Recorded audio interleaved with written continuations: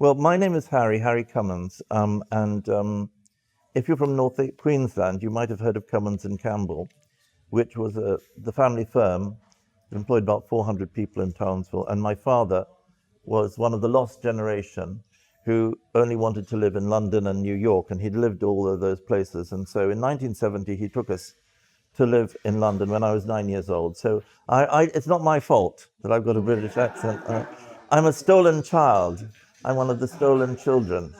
Anyway, so and I did lots of different work in the UK, and one of the things I did was I worked for the British Council. You may have heard of it. It promotes British culture internationally, and I worked in Russia, and I worked in Colombia, and I worked in Georgia and various Georgia, not Georgia on my mind, but Georgia in the Caucasus, and various other places. And then because before that I'd worked as a freelance journalist for the Times and the Independent and the Daily Mail, I was appointed their senior press officer in 2000, in the year 2000. And in the year 2004, what happens in all these institutions, these government organizations, is that you become aware that there is a permanent ruling class in Britain. Probably there is in Australia. There certainly is in most Western countries, and they have this ideology, and it's all. Everybody is like they come from the same cookie cutter. You know, it's just like being in the Soviet Union, and the nomenclatura all share the same ideology. And one of the facets of this ideology, which is that I found most bizarre, is that there is this Nazi-Soviet pact between the left and Islamism and extreme Muslim immigrants. And they always will protect and further the aim of these people. I don't really know why, because they should be antithetical. It makes me laugh when you hear on the radio or the news here in Australia when they talk about, you know, the only people who object to these terrible marches, these very nasty marches by Muslims in Sydney and Brisbane are the extreme right. And there isn't a single Muslim in the world who isn't further to the right than most of Hitler's cabinet. They are very anti-Semitic, they're very homophobic, they're very misogynistic. You know, they are so far to the right, it's not true, but they are embraced by the left. And what happened was that the British Council set up a think tank called Keeping in Touch, I think it was, and it commissioned a number of its global Muslim contacts to write for this. And it wasn't like a blog or a vlog. It wasn't something that, you know, was simply people maundering on. It was something that they paid them to do, and then they checked the things that they had actually written and they approved them. And this stuff was pretty strong. It was very violently anti-Semitic. It endorsed terrorism, and it was virulently hostile to Britain, to America, to Russia, to China, to India, and to what they called the fascist Jewish state. And I said, we can't put that out. I mean, obviously they had said, as a sort of disclaimer, that the British Council does not necessarily endorse the views here, which means it does not necessarily not endorse the views. So it was a very, very incendiary thing to do. I said, look, you just can't do that. You've got, as in my capacity as press officer, you've got to take that down. And they said, no, this is freedom of speech. And I said, well, what would happen if I were to do that? You know, I as the press officer was to do that. I mean, basically, you're putting our name to this incendiary material. And they said, well, you're completely free to do that. So what happened was that I got in touch with colleagues of mine at the Sunday Telegraph, and they commissioned me to write 4 articles about my concerns about what was happening in the UK at that time, whereby pressure was growing and growing on people who were not Muslims to conform to Islamic ideas, to Islamic ways of being. And what you soon find about Islam is that, first of all, it's got a completely different value system than any other religion, because what is regarded as evil by other religions, like Christianity, is regarded as good. Rape, murder, lying, especially taqiyya.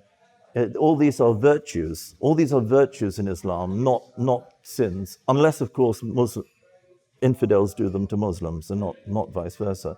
But the other thing is that, unlike every other religion in the world, it primarily concerns itself with non-Muslims, with their conquest, because it's not a religion. A religion is an attempt to conquer a parallel or future world for man. Islam is an attempt to conquer this world politically for Allah, who is he's not Jesus or Krishna or Guru Nanak or Buddha or Confucius or some other innocent flower child sitting under a yum tree. This is something very, very, very different. So the first article I published, they were all published in the July of 2004, which was just over 20 years ago, and was Dr. Williams, Beware of False Prophets. And that I didn't choose that wonderful title. It was actually chosen by the sub-editor. But it was about how disturbed I was by the way in which, as in the early Islamic conquests, religious leaders were betraying Christ and his people by endorsing Islamization. For instance, Rowan Williams, the Archbishop of Canterbury, called for Britain to recognize and to legally enforce Sharia law, which, when you think about it, is a bit like, given that it treats non-Muslims like dirt, it's a bit like the chief rabbi of Israel demanding that, the president of Israel make the Nuremberg laws, enforceable in Israel. So it's basically an extraordinary thing, especially because the Archbishop knew that all over the world, millions of Christians are suffering under Islamic law. And of course, he got his way. He and a man who's then an MP, now the Mayor of London, Sadiq Khan, pushed and pushed for the recognition of Islamic law, which was not, well, this is a private agreement between you and me. Sharia courts were set up under a amendment to the Arbitration Act by Gordon Brown's Labour government in 2008, and they were which gave them legal force for very, very big things, like things to do with, inheritance and, life and death and things like that. And Dr. Dennis McCohen wrote a booklet for Civitas about this 1 year after it went into effect, and found that almost every single one of the judgments of Britain's now official Sharia courts in that first year alone were serious criminal offences. Because, for instance, Muhammad said that women are only worth half of a man. And in fact, Sharia law, the ulama in Saudi Arabia have recently said that a Hindu woman is worth only 1/6 of a man. Goodness knows goodness knows what jewel is. I'm sure she would be worth hundreds of men. But anyway, so basically, these are very serious criminal offences, because even if the women in these communities agreed to be discriminated against like that, they become then criminals in British law. You can't, if you agree to be discriminated against, then not only the person who discriminates against you, but you become a criminal. So basically, I was taking issue with the Archbishop about that. And then, lo and behold, how history repeats itself, there was a law to make any criticism of Islam a criminal offense. And we were escaped from this by a tiny margin, because the House of Lords torpedoed it by talking it out, but it very nearly became law. And I criticized this on the basis that Islam is an ideology, and you should be able to criticize an ideology, and to say that it's a race is completely absurd. It's not a race, it's a choice, and basically nobody else is getting this. The Hindus don't want it, the Sikhs don't want it, the Buddhists don't want it, the Christians don't want it. And the only reason why the Muslims are demanding it is because Muhammad said anyone who criticizes Islam has to be killed and put in, and 58% of all British Muslims want anyone who criticizes Islam to be put in prison. And so we escaped that. But that was the second one. It was called We Must Be Allowed to Criticize Islam. And the third one was the most pertinent of all. It was how the Islamic bloc vote had corrupted the major parties, and how they were all bidding for this vote and prostituting what they said that their ideals were. Even pathetically, the Conservative Party, who never has got and never will get more than 5% of the Muslim vote, they're all dashing after it. And you can see now where that has led. In the fourth article, I took issue with this woman, this sort of Nepo baby, this daughter of a senior politician called Jenny McCartney, who had attacked me all through it from a conservative point of view, saying how evil I was and all this, and pointing out there are only 2.3 million Muslims in Britain, so it really didn't matter. Though I had pointed out in the third article that was 100 times more Muslims than there had been 50 years previously. And now, in 2025, there are 4 million Muslims in England alone. We can't count the ones in Scotland and Northern Ireland and Wales, because they're all under radical regimes which have, again, formed this curious Nazi-Soviet pact with Islam, which means that they're so trans-obsessive that they say that anyone who says that they're a woman, if you so would say you're a woman, then and you put it on the census, then you're a woman. And so the government in London won't accept the census But if you did count all the Muslims in the UK now, it would be 5 million. In other words, it would be twice the number as when I was speaking. And anyway, I wrote these under a pseudonym, and the whole of the bien-pensant or left-wing press exploded, especially the BBC. The BBC did this constant attacks on whoever this person was, and the Guardian newspaper started a campaign to find out who I was, and they asked anybody who knew to expose this person, knowing that I would be killed if that happened, probably, but saying that they would expose this person. And of course I was exposed, and I was sacked, even though for the crime of offending against Islam. That was the actual thing that was put on my case, my congé.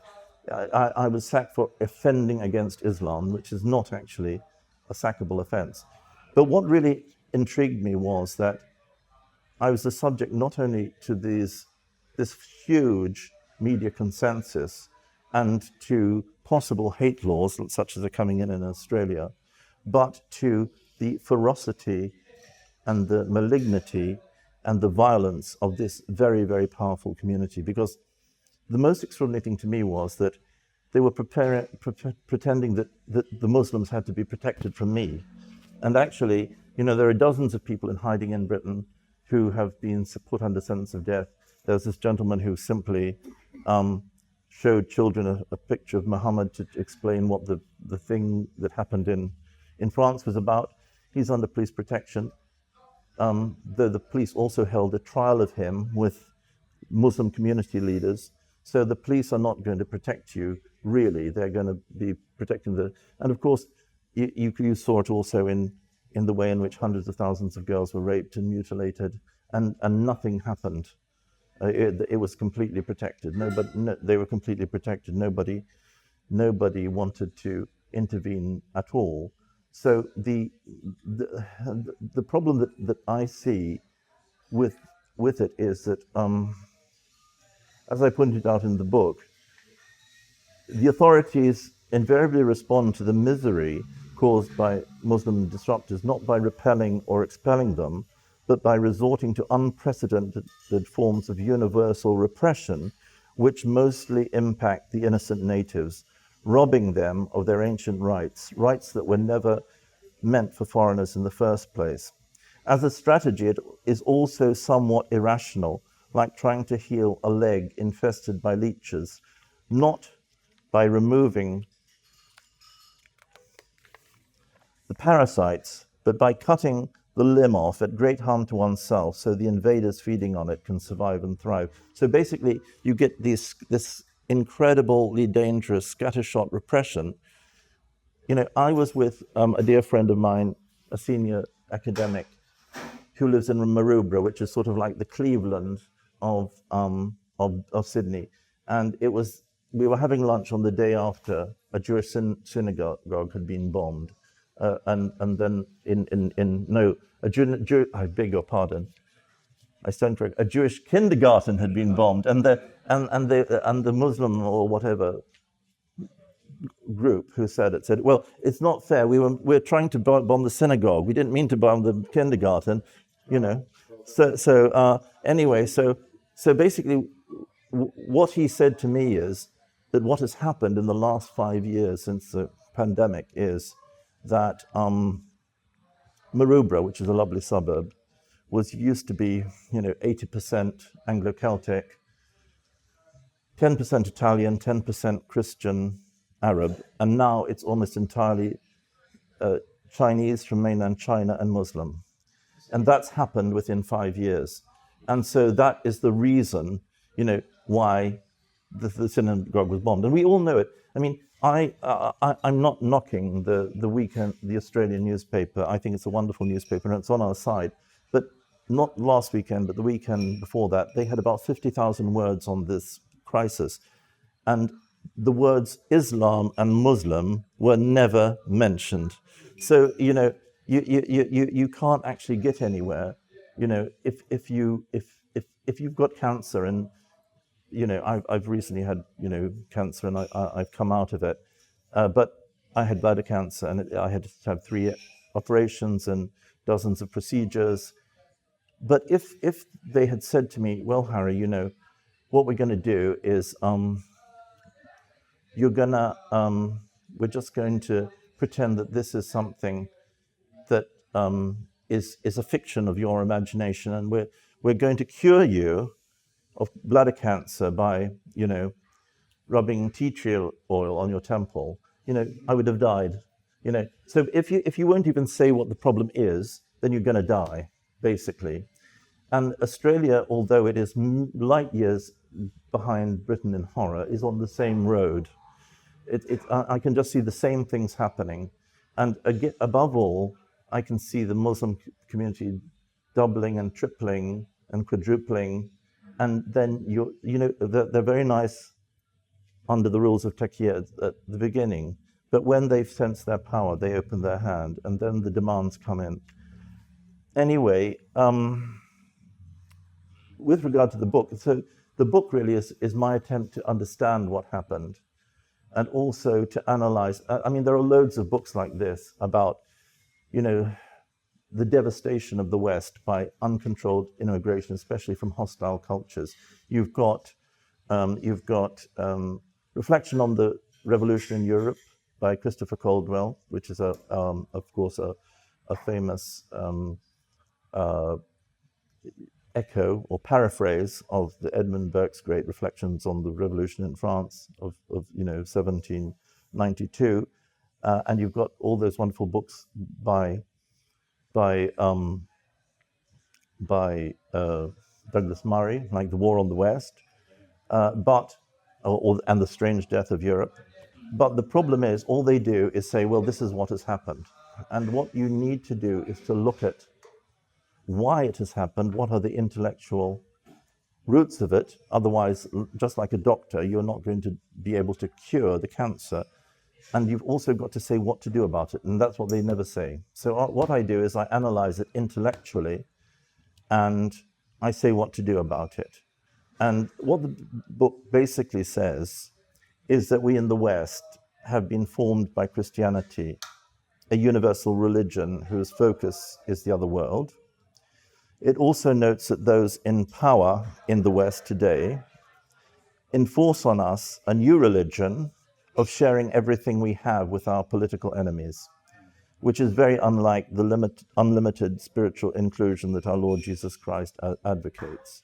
This new religion is what G.K. Chesterton called stupid Christianity, and that we called wokery. And this very anti-Christian religion says that societies like those in Australia, the UK, Europe, and America must love, welcome in, house, and turn the other cheek to all mankind, just as Jesus Christ does. As a result, our societies face being broken by their enemies, as Britain would have been in 1940, had its people heeded Gandhi's gospel-inspired advice that they show compassion to Hitler by capitulating to him in the middle of the Battle of Britain. Our leaders, who are seldom Christian, assume that stupid Christianity can be compatible with the survival of Western states, which must of necessity be based on the exclusion of enemies, as every non-Western society is. You'll be familiar with the great Australian novelist Patrick White, the only Australian to win the Nobel Prize for literature. Patrick White, in his autobiography, Flaws in the Glass, also known as Claws in the Arse, said that the very first thing that any young person must do if he or she wants to be a successful artist is to learn how to, as he put it, slam the door in what he called the destroyer faces of one's friends and loved ones. Otherwise, you just spend your life in the Tingalpa Hotel drinking 4X and having a good time and never getting anything done.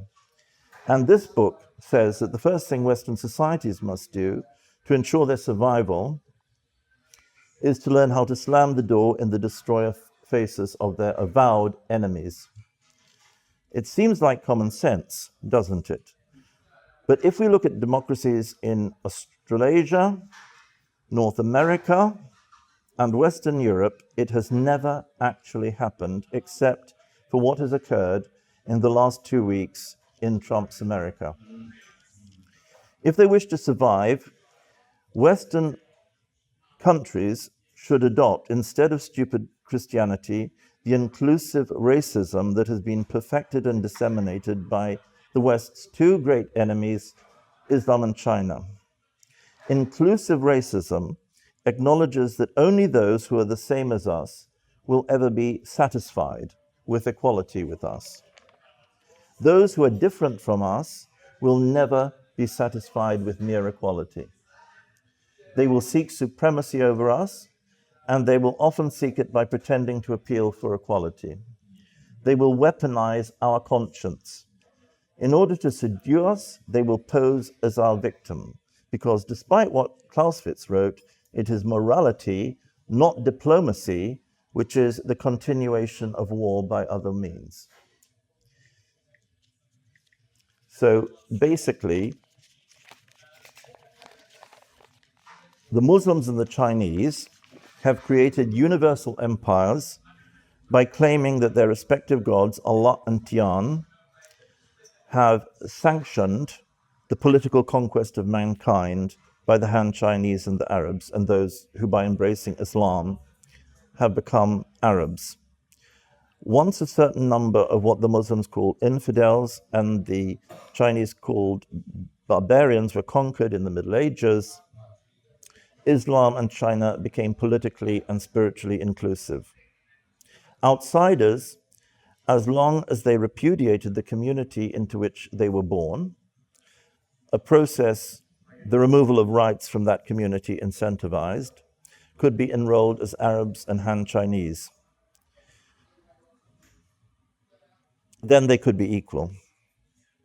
In Chinese and Islamic society, there is no equality outside the relevant chosen people monoculture. Each of these monocultures has become universal by virtue of the determination of the two chosen peoples to politically castrate integrate or annihilate the rest of mankind. The Muslims and the Chinese force the outsider to alter himself in his own invaded land, and are therefore able to dissolve and absorb both him and it. This may be racism, but it is inclusive racism. My book says that instead of acting as if Western rights should apply to all, Westerners should behave as the Chinese and the Muslims do and force the outsiders, like immigrants, to alter themselves, not in their invaded place of origin, which has always been China and Islam's policy, but as the price of entering a Western society. Only this can ensure the survival of the Western homeland. It is the Western homelands that have created so-called universal human rights. Contrary to what we are told, these rights did not create the Western homeland. Our homelands would exist without the rights, especially if only outsiders were denied these rights. The rights would not exist and do not exist much beyond the world's most famous homelands.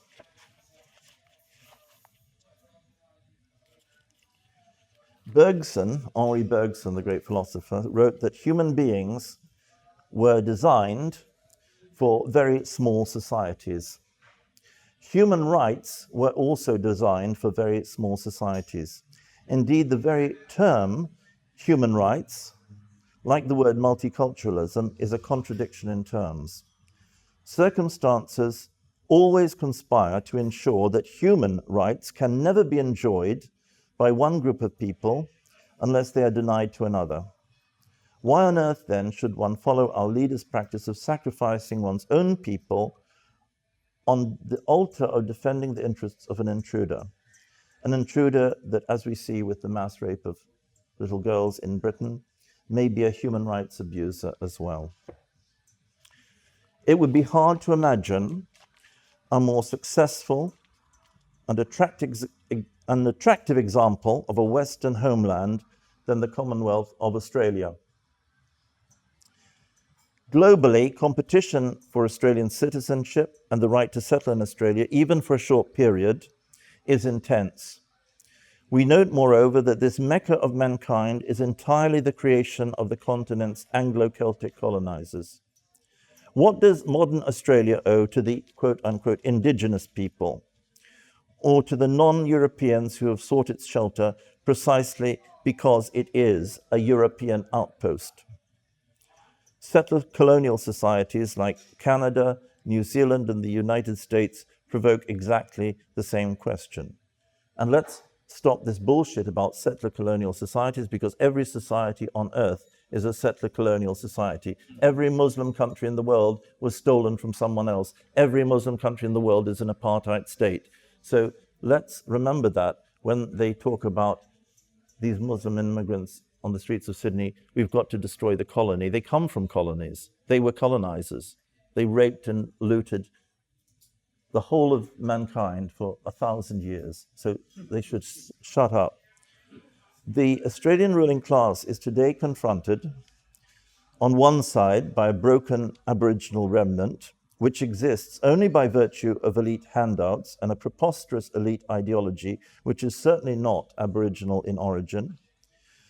On the other side, there are millions of global aliens willing to offer anything to be allowed to enter the paradise to which it alone holds the key. How strange, then, that the country's rulers have made European Australia the contrite and cowering servant of both these supplicant groups. How startling it is that precisely the Promised Land's gatekeepers seem so contemptuous of Australia and Australians as they have always been traditionally understood. Is it not astounding that all the world has heard for years from this Mecca's elite is that Australia is a racist destroyer whose existence is hard to rationally defend, given what it did to the incomparably more advanced and humane Stone Age culture that preceded it, preceded it. This is what Paul Keating, the Prime Minister between 1991 and 1996, said in a speech to Aboriginals or so-called Aboriginals. We know the sort we're talking about. The genocide of the Aboriginals has resulted in there being 16 times more Aboriginals than there were in 1788. Anyway, we'll call them Aboriginals for now. This is what he said in a speech to Aboriginals in the Sydney suburb of Redfern in 1992. Keating said, "As I say, the starting point might be to recognise that the problem starts with us non-Aboriginal Australians. It begins, I think, with that act of recognition. Recognition that it was we who did the dispossessing. We took the traditional lands and smashed the traditional way of life. We brought the diseases, the alcohol. We committed the murders. We took the children from their mothers." Well, you know what happened to me. I was taken away from Australia too. "We practiced discrimination and exclusion. It was our ignorance and our prejudice. Never has any state in history been more desired and admired by those outside its borders, hence the tsunami of migrants. And never has any been more damaged and disparaged but by its own elected and unelected rulers." Of course, this problem is not unique to Australia. For decades, much of the world, especially the Western world, has done nothing but reproach the West for racism, slavery, genocide, and imperialism. Only the West is denounced, despite the fact that racism, genocide, slavery, and imperialism have always been normal and ubiquitous among Homo sapiens. Almost all of the world's peoples have been responsible for these forms of injustice, and almost all have been their victims. History has seen invader groups usurp and then annihilate, oppress, or assimilate less advanced or robust communities on their own territory at least 1,000 times. No invader but the white man has ever displayed moral qualms about it. In reality, and contrary to its own narrative, the West did not invent imperialism, it invented anti-imperialism.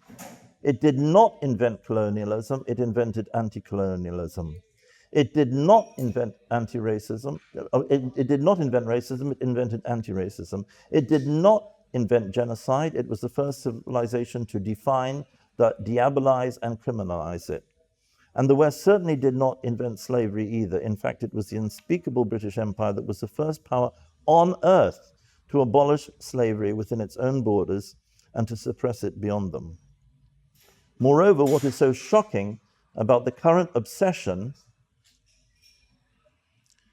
with the long-dead Western forms of slavery, genocide, etc., is that few who invoke them have anything to say about the racism and slavery and imperialism and genocide that still flourish unpunished in the Islamic world and China, whose value systems do not condemn them.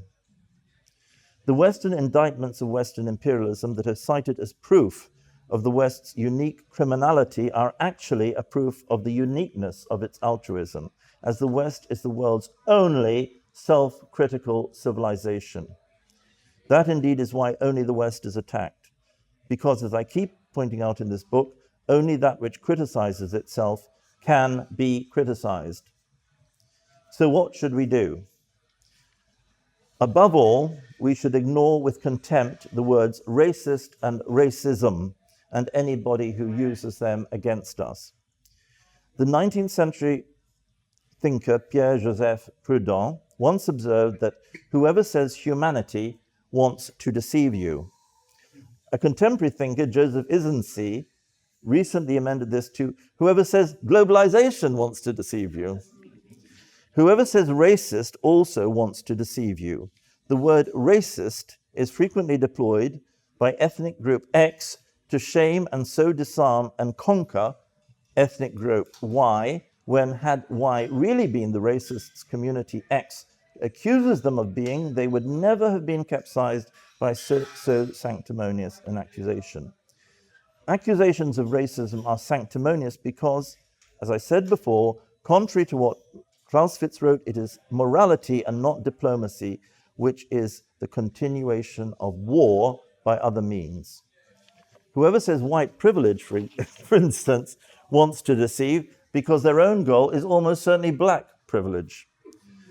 As the philosopher Vilfredo Pareto wrote, the sentiment that is very inappropriately called equality is fresh, strong, alert, precisely because it is not, in fact, a sentiment of equality and is not related to any abstract truth, as a few naive intellectuals still believe, but because it is related to the direct interests of individuals who are bent on escaping certain inequalities not in their favor and setting up new inequalities that will be in their favor, this latter being their only concern.